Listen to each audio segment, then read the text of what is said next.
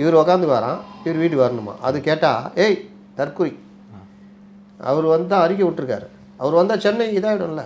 அப்போ வரவே வராத, அப்போது எதுக்கு வர்ற, அவர் வந்தால் இதாகிடும். இல்லை அவரே ஒரு மாற்று சக்தியாக நினைக்கிறாங்க, தலைவராவார், ஆளுங்கட்சி தலைவர், எதிர்கட்சி தலைவர், அந்த அளவுக்கு நினச்சிட்டு இருக்காங்களே. நினைக்கிறாங்கன்னா வரணும்ல, மக்கள்கிட்ட வரணும்ல. எம்ஜிஆர் தான் வந்தார். எம்ஜிஆர் வராத இடம் இது.